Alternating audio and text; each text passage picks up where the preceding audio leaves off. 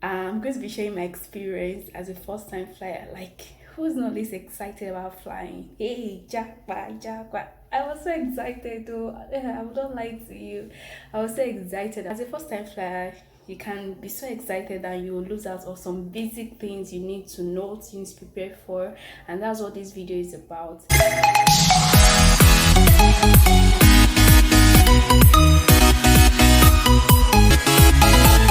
Hi guys, welcome back to my channel. It's a girl to make it big by you. Thank you so much for stopping by. If this is your first time, and please don't forget to subscribe.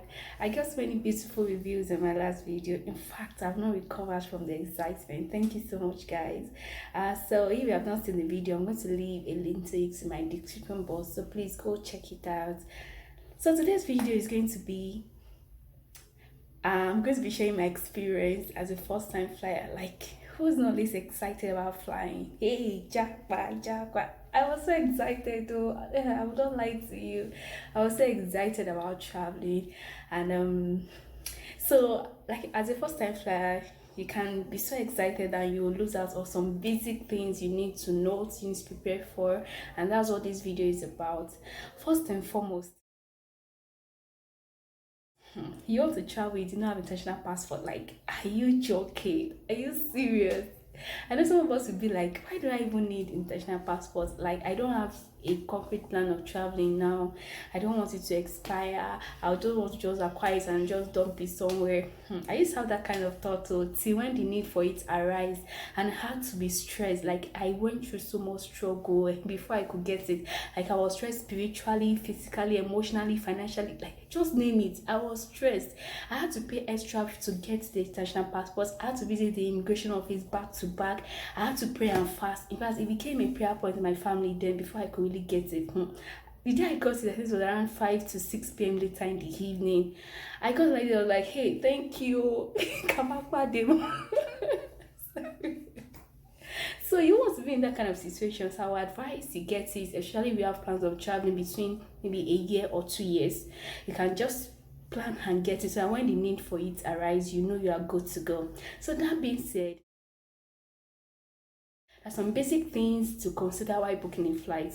The first thing I want to mention is you have to know the time and the dates of the flight to be sure that it corresponds with your schedule. Then you also have to check the it's always advisable to book flights early enough. This is because flights prices, it varies, it fluctuates significantly depending on when you are booking the flight and when you are traveling. So it's better for you to book early enough so that you'll be able to find and track the one with the best price that is good for you. Also, it's also good for you to check the baggage allowance for the airlines you want to be going with, like the size and the weight of baggage airlines allowance differs, so you need to know and double check the restrictions policy of the airlines you want to go with, and for you to know the prices for the oversized items so you can prepare your mind for it as well. Then you also have to note the airline reputation. For example, when I knew I would be traveling after I got my visa, even before I got the visa, of course I need to book the flight as a process to getting the visa. So when I went to a line to check which airline we're going with, and I know, okay, I was cool with Qatar Airways, so especially because it was affordable at that time. So I was checking reviews of people. Of course, you see some reviews that are very funny, you see some that are not so friendly, but on average I was cool with it. So you have to check the customer service, you have to check the airline amenities, the flights amenities, what should be offered, will there be snacks. You have to also check and get people's reviews to know if their seat is comfortable enough. This might not really matter, you understand, but if you be going for a very long trip, then I think you need to consider all this. Also, while booking a flight, it's best for you to also pre-order your seats. Select your seats while booking a flight. It's very important, especially for a first time flyer. It's good though, it's good to sit beside the window. Well, I don't know, this might really be a choice, but for me it was like the best choice I made because I was able to really feel, and I was so engrossed in the whole experience. I love those views I was seeing. Like, the feeling was like you're close to God. You're close to heaven.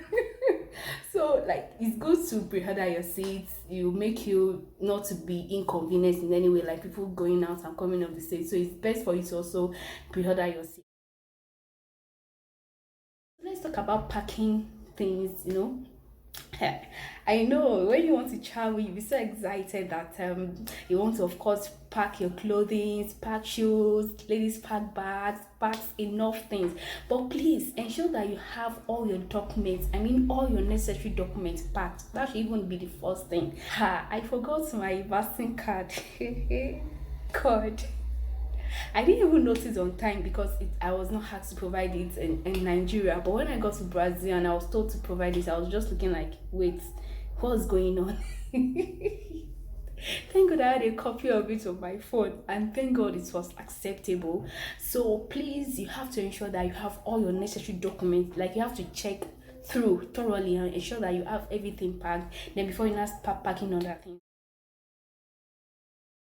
So it's a good thing, if possible, for you to get away of weighing your bags before getting to the airport. Without your mind will be at ease, at peace, that there's no shaking. They won't have to maybe tell you to pay extra for overweight items, or to drop out some things from your baggage because it's overweight or something. So like I said, the size and weight for airlines differs. So for example, for Qatar Airways, the one I boarded, I think it also varies by the class, like economy class, first class, or expensive class or something. So basically, the one I boarded, the checked baggage, that's the one, the big box, and it's the one basic. I think it was 23 kg. Yes, it was 23 kg, and that one you won't have access to it throughout your trip. You see, the next time you see it is when you get to your destination. So things you put there is not what you would need in course of your trip. So, and then we have the carry-on baggage, or the hand baggage. That's the one that we've taken through the flight, and you'll be checked at all the security 6 screening security points. So you'll be checked too. And this one, I think, is also very small, 7 kg or 10 kg. Then you have the personal item baggage. That's where you put your personal stuff. Basically, this is always like a laptop bag or your handbag.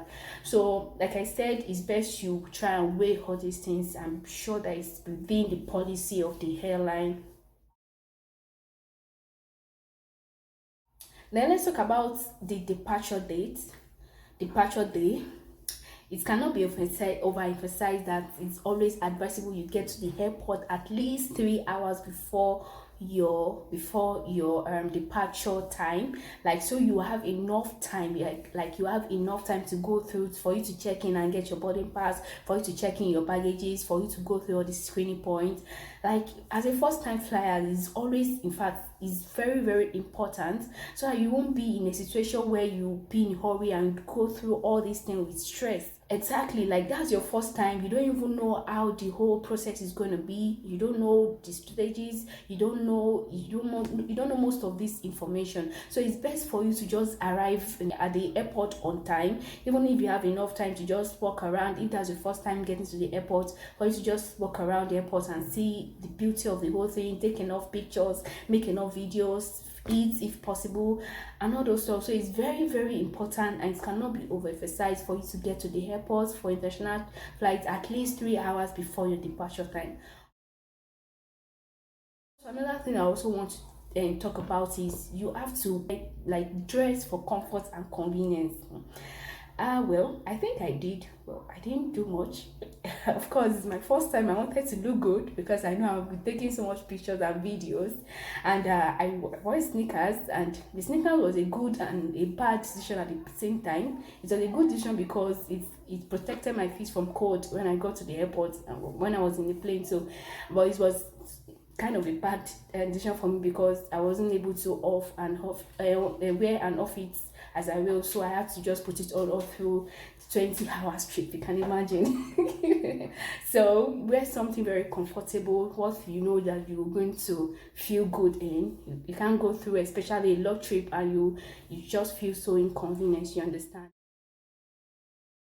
Another thing you should also notice, if possible, exchange your currency beforehand. I didn't do this. I was told to, but I felt it wasn't necessary. Well, it was after I entered it, I knew it was really necessary. So exchange currency beforehand. This will really help you, especially when you get to the airport and you need to maybe buy stuff or eat. When I got to the airport, I was so hungry. Like, thank God for the life-saving snack. I was so hungry and I had no cash on me, so it's better for you to possibly plan for that, like exchange currency beforehand.